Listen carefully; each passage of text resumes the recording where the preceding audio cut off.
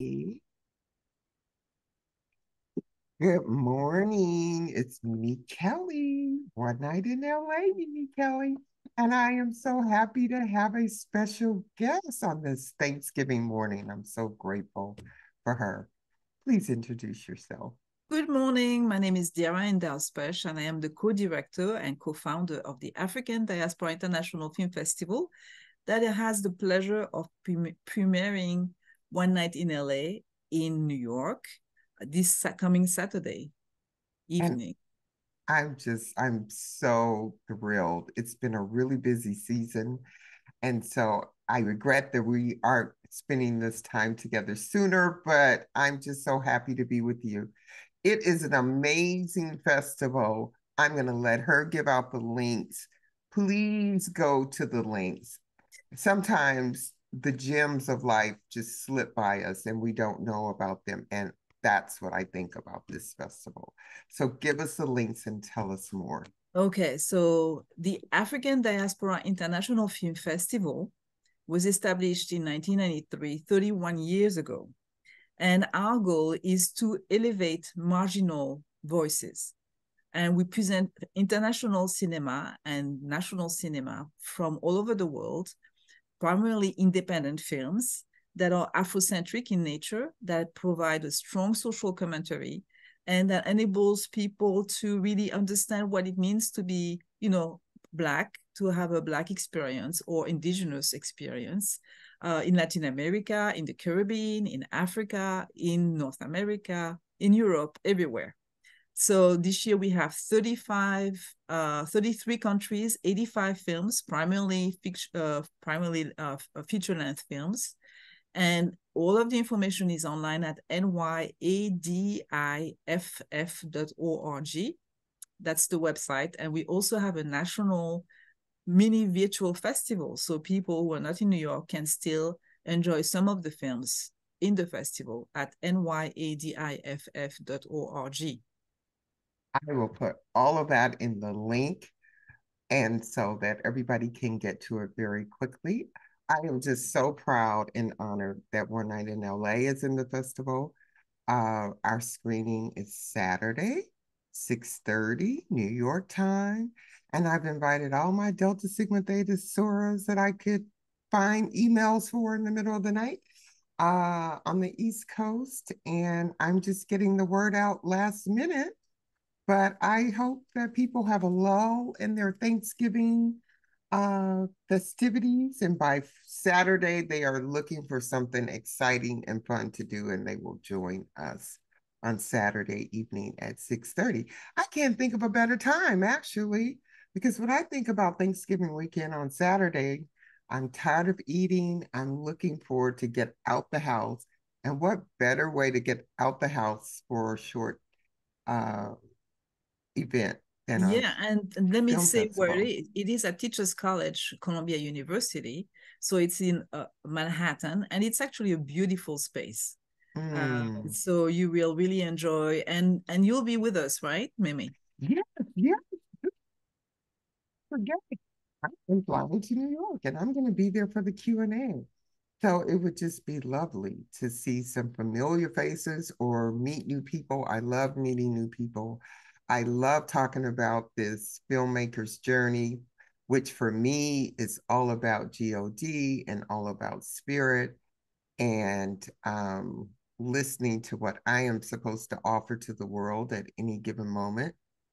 And so One Night in LA is a product of that. And so I just love to share about the process. So And are we gonna have also some actors coming to the screening? host two our main actors, Gilbert Glenn Brown, who was Martin Luther King, and Jennifer Hudson's Respect.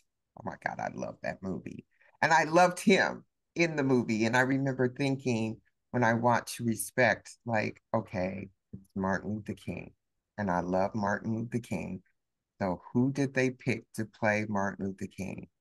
Because if it don't work, this movie is over for me. And I remember just being tense and then watching Gilbert and Mm. then relaxing and relaxing and thinking, oh my God, he got it. Oh my God, he got it. And that's the way I felt on the set of One Night in LA with Yeah, him. he's very Bill, good. oh Both my of them God, are very both good. of them are amazing. And that's Yeah, all the of them. You're thing right. about the movie is that if you come to watch it, you will just be treated to some amazing acting. Yeah. And, I'm a playwright at heart, and I plan to get back into the theater. Um, You can feel that when you watch the film. yeah, Absolutely. you can. You can feel the play in the film. Well, and honestly, I wrote the movie. The movie started as a play, and I wrote the Right. play in the beginning of 2020, Mhm. before we knew the world was going to fall apart. Something in me said the world is falling apart, and you Mhm. better lock in your room, and you better write from your heart. Don't give up. You know what about what anybody says. And so in January 2020, I locked myself in the room and I Mhm. said, this at this point, I don't owe anybody anything because ain't nobody gave me nothing in Hollywood or in the writing world. And so I am going to write for myself. This is for me. And I'm not going to hold back. And I put on my music that I love, woo, from the Isley Brothers to jazz and Coltrane. And I just wrote. And when I came out, I had this play called Reading the Signs, is what I called it. Okay. Okay. And what made me one night in Miami, Right, right, right, of and course. Denzel and Viola doing fences. And I said, Reading the Mm. Signs could be a Mm. movie, Mm-hmm. and I'm going to make it a movie. Mm. And so that's where we are. That's And where we are. Victoria Platt, oh my goodness, she's an amazing actress. I mean, her IMDb is, you know, several pages long. She's been in everything. Mm. Um, and Gilbert Glenn Brown, both of whom are from New York and have been friends since they were teenagers, Oh, amazing. and both studied theater. So the chemistry is there for sure. Oh my God. Yes. It was the most interesting set you ever want. I mean, we literally remade the movie. The movie's been remade. Well, I wrote it. I revised it 1,000 times. Then they got it. They revised it on the set Okay. and made it their own. So it was a creative process, a collaborative creative process. Oh, it was. It was. It Wonderful. truly was. And I think you feel that. You You feel do that feel that it's seamless. It really is. we're all in. It's very moving, actually. It's a very moving film, very moving story. Because we Yeah. were all in. And when it gets sold, which we've had a couple offers, but we're now dealing with a final one, we believe, and hopefully it will be on a streamer that we all know soon. Oh, wonderful. And why did I say that? I said that to say that I hope it gets to be shared um, with the masses, and that everybody feels that seed of collaboration and passion and love for the arts, just a It, real love for storytelling and yeah. getting it right. But this is what we do with the African Diaspora International Film Festival. We are looking for exactly those kind of voices that come from the heart, that are independent voices that want to say something, that want to share, you know, whatever they have to share. It could be in some cases it's learning about history. We have we have a whole program about South Africa, and there's a lot of films that are set during apartheid, and you think about history of the evolution of the society of South Africa. We also have a Women of Excellence program with a number of African American women who have really had a strong impact on society. Mm. We have, independent films like yours. We have fiction films. Opening night is about is Tell also tell a very them independent film. It's and called Hope of Escape, and it is a young it's a filmmaker who actually looked at her own history and talks about how um, people who were enslaved and educated were separated. Some people were free in the North, some people were still enslaved in the South, and they were helping each other in order to be able to find liberty. And sometimes they had to pay. So they had to actually buy their relatives in order mm, to be able to come, to give them freedom.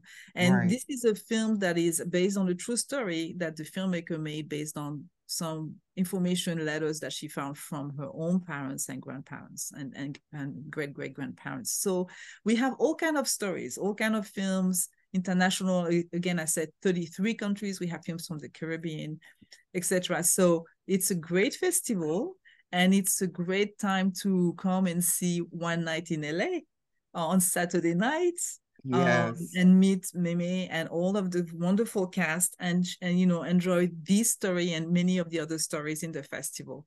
So I really hope everybody can come out for that. And tell us about opening night and where it will be and what time it will start. So opening night is Friday night. It's going to be at 7 p.m. It's going to be at Teachers College, Columbia University. The address is 525 West 120th Street. And it's actually in the same venue where on the next day we're gonna show One Night in LA at 6:30 p.m. So it's at Teachers College, Columbia University. And it's tomorrow night, 7 p.m. We're going to have a short film called Through Our Lens, then the fiction film, and then we have a catered reception. So Oh, that's so exciting. yeah, So it's exciting. going to be nice. So It's going to be exciting. very nice. Well, I can't wait to watch some of the films online. Will that one be online? No, that Eventually in one the is not virtual, it online. won't be online. No, Okay.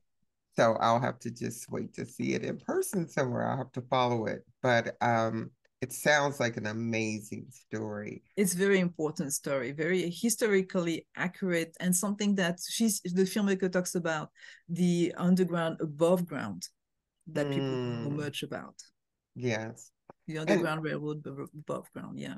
oh boy, because I made a post about the Underground Railroad. I Right. grew up in Ann Arbor, Michigan, Mm, and my mom was getting her PhD in the 60s. mm. If you can imagine, a Black woman, Yeah. ebony skin, getting her PhD. And she bought a house that literally was located on the Underground Railroad.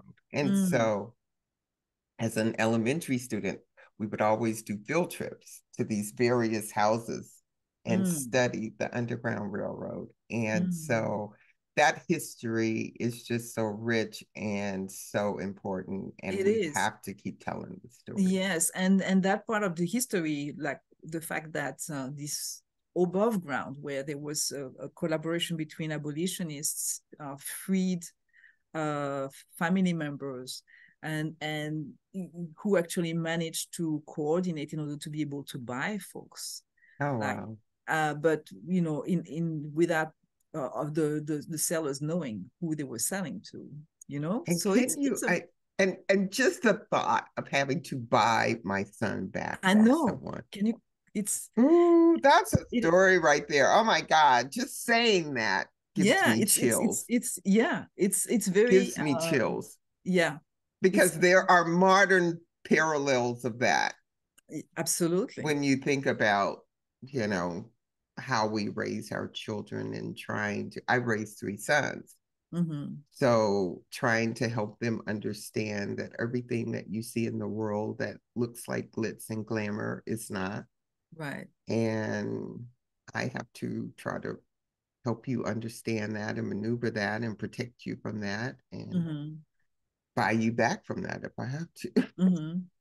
Yeah, I mean, oh wow, it's that it's it's that's a an very amazing. very also another very moving story. Also a film made by a woman, filmmaker. And we are trying to present. We really want to, as I said earlier, elevate the voices of independent filmmakers, women filmmakers, people of color. And the festival will is really a place to discover a lot of stories that people don't know much about. We have films from Honduras, for example, from Mm, Suriname, from St. Lucia. So places that people don't know much about, and right. filmmakers are coming from those places to be with us in New Oh, York to talk, to yes. exchange. So it's really a moment, an opportunity for discovery, and for sharing, and for learning, and for having like an experience of growth, human growth, Yes. Yes. Absolutely. and Uh, entertainment and good food. Can't be that. Can't be that. I know. I was thinking the other day, the next thing I do, I want it to be just crazy funny because I have a great sense of humor, and I would love to just write something that's funny. But Yeah. I think for some of us, the storytelling comes from such a deep place that by the Mm. time I sit down at the computer to write, I am being forced to do it by spirit. And Mm. so I have to just follow that lead. And if something funny comes out, so be it. But if not, I got to tell the story that I'm supposed to Right. tell. Right. So it's okay because we've had some very touching experiences in life. And, Mm-hmm. we got to share it. Mm-hmm. So, Mm-hmm. so many of us are discovering you. You are amazing. And that's what I got as I was looking through all those pages of films. And I watched the news clipping, which was just very, very done very well and very interesting and inspiring. So I will include that link too. But tell us about you and where you're from and that accent and Well, give yeah, us more. yes. Well, I was born in France. So my father is from Mali and my mother's French. And this project is really a project of two people. It's me and it's my husband and partner who was born in Cuba and has Wow. Haitian and Jamaican roots. So you guys are the dysphoria. You are it. You Yeah, we are Cuban. diaspora. That's right. Yes, yes. And That's amazing. yeah, Um, I went to Cuba, loved it. I love France. So um I just can't wait to meet you. That is such an interesting history. And yeah, so, when did you know that you've been doing the festival now for 31 years, you said? yes, yeah. Now, that to me is just shocking because how do we not all know about this amazing endeavor that you have undertaken? Well, that's an interesting question. With the fact that we are a festival that wants to bring people together, right? From Mm-hmm. the diaspora from all over the world. Right. And so we are Pan-Africanist in nature. And I think that what we've seen is the trend is going in the other direction. Everybody wants to be in their own corner, celebrate their own identity, not necessarily communicate and exchange with others. And Mm. so this festival that we have in certain to a certain extent is a little bit controversial. Some people call us hardcore. Some people call us, Really? yeah, just because we have films that take a critical look at society, when the films are not showing a complacent, they're more than entertainment. They are Mm-hmm. entertainment, but they are more than that. They actually Mm-hmm. tell you something. They actually teach you something, and And they make you think, I bet. they make you think. And the powers that be don't necessarily want us to be thinking. They don't necessarily Mm. want us to be understanding that we share some common issues, and that if we came together, we would be able to understand what's happening to us and do something about it. Yes, yes. And so the festival is not being, you know, we're not a corporate event. Mm-hmm. We don't have any, we are completely independent. We don't have any white structure above us telling us what to do. Mm-hmm. And so because of that, they don't promote us because they don't Wow. own us. Mm. It's So very, no, No corporate sponsors No or corporate anything. sponsors. No. Have you ever approached the No, we movie don't want any. industry or We don't want Hollywood? any You don't because we want want to anyone. keep our independence. Okay. All right. Well, One Night in LA is in there, and so I am happy to be a part of it. Um, my story, as you know, you watched the movie, deals with a biracial family, Right. which I also find is our experience as African Americans. Yep. Um, I'm getting ready to have biracial grandbabies. And so people always say, ask me, if they haven't met me, are you biracial? And I Mm-hmm. say, no, but I grew up in Ann Arbor, Michigan in the 60s. And Mm-hmm. it was a place like your festival of dialogue, of people coming from all over the world. Right. It was a university that was open to people of different cultures. So my friends, I had friends from India, I had friends from Spain, I had my Jewish friends, my white friends, there were the black us.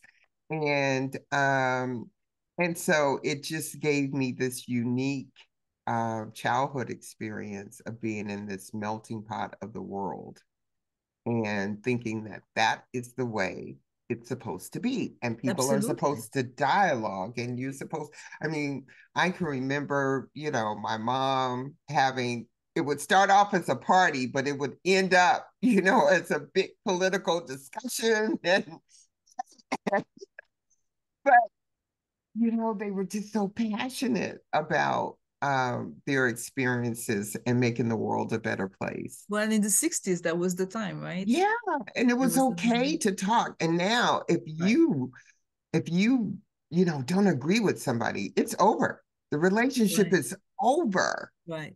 And I just find that like, wow, I've lost so many friendships because I said, well, like da da da da da, or Right. this doesn't feel right to me, or maybe Right.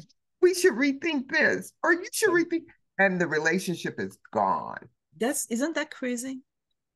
That I I mean, think like, it is. We're just getting started when I start telling you the truth. yeah. You know, we're Right. Exactly. starting a relationship, Mm-hmm. but not anymore. Right. And that's exactly the reason why, because it's not, it's to me, it's done on purpose. People are pushed to the extremes. People are not, the educational system is not helping young people developing critical thinking skills. Mm, They are not exposing young people to a wide range of ideas. On the contrary, they are trying to, they burn books today. mm, They are I closing down know. libraries. I mean, so obviously people are not able to um, to develop tolerance toward other ideas and the skills necessary to be able to exchange in a like in a normal way. Right, Everybody is right. everybody is takes everything personally and is very stuck into their own point of view. And the Yes, festival is a place where people are able to exchange, people yes, are able to connect, people are able to talk. And sometimes the film might be controversial, but that's okay. yes, We yes, want to it's a safe space for dialogue. The yes. And festival is a safe space for dialogue, and people who go there. In fact, when we have filmmakers attending, they always say, your audience, they always ask interesting questions we've never seen mm, before, because we have a wide range of people who know the kind of films that we have and the festival ambiance and the kind of the mindset that we have in the festival. So they come there to be able to have that experience. And some people don't go to the movies. They only come to the festival because they know mm, they'll get quality entertainment. They know they have something to chew on, to think about after they come yes, out of that screening. yes, And they know they'll be able to speak to people in the theater who may or may not agree, but who will be open to dialogue. yes. I love that. I love that. And tell us about the different cities that the festival happens in, because I was Right. amazed at So that also. yeah, we started in New York in 1983, and now we are also in Chicago, in Washington D.C., and we also have a festival in Paris, France, that we do. Which I And then, want to be in next year, okay? well, you're certainly Paris welcome with to. you. Yeah, you're certainly, yeah. And we also do like the virtual festival, which is available to everyone. So the films in the virtual festival this year are films that toured actually in Chicago, in New York, in Paris. And so it's a very well curated selection of some of the highest like most well received films. Actually, two of the films in that program were released in theaters in New York at Mm, IFC for As Far as I Can Walk was released at IFC Center, and Dancing the Twist in Bamako was released at Film Forum. So it tells you like the caliber of the film when they actually get theatrical releases. Also, yes. some of those films were premiered in festivals like Toronto, like Mm-hmm. in major festivals. And so these films are all Afrocentric in terms of the stories, uh, and they at the same time they are really really like high quality films. These are films that we distribute. Our company is a film distribution company as well, so Yes. we are able to make available at the same time. If you understand the industry, when we have films that are a little more artsy or a little or international and Afrocentric, they are not necessarily getting the visibility they deserve, like the festival. So for Right. us, the making them available online is a way to give them to make them available to a wider audience and Yes. ensure that they can really benefit from these wonderful films that are kind of not getting all of the play that they deserve Yes. because we are an independent film distribution company, because they are independent films, because they are Afrocentric in nature, and because they are artsy and they have something to say, and people are not necessarily open to that. I mean in the industry. Well, I am just happy to have found you and to have found the festival and to be a part of it. And I am just looking forward to continuing and being as supportive as I can be. Well, Um, thank you, and thank you so so much for agreeing to be with us and for yeah, coming to New York. I am so happy, and I'm spending time with family. So before the festival in the New York area. So Okay, it's just a win-win-win for me. And I'm okay, so excited. I love New York like for 48 hours. And yes. actually, when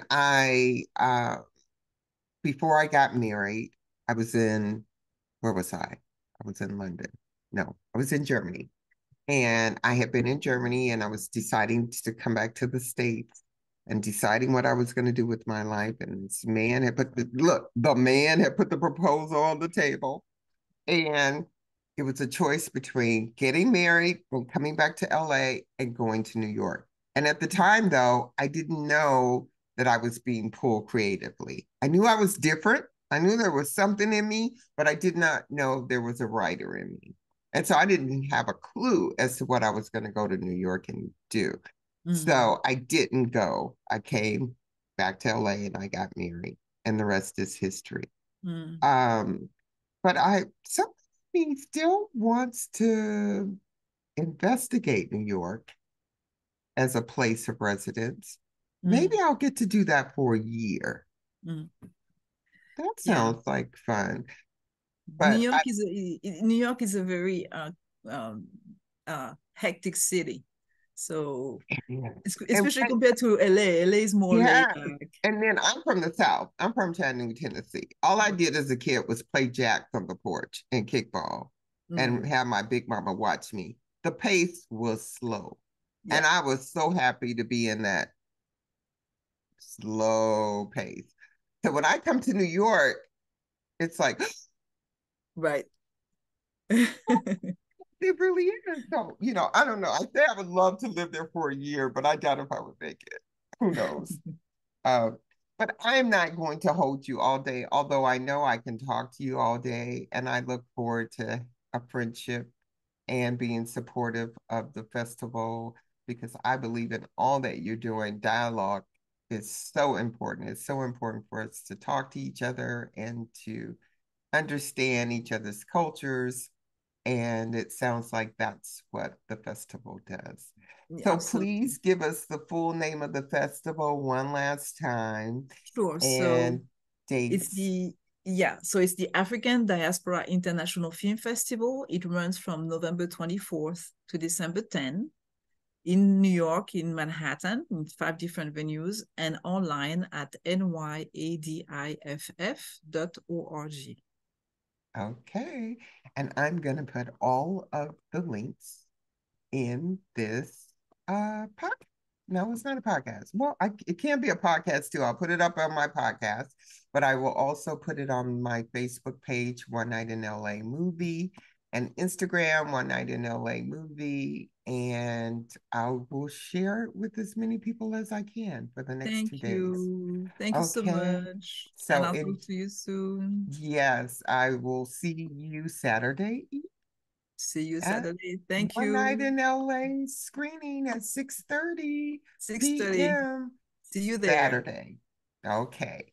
Take Thank care. you. I'm Thank you. Bye. gonna stop.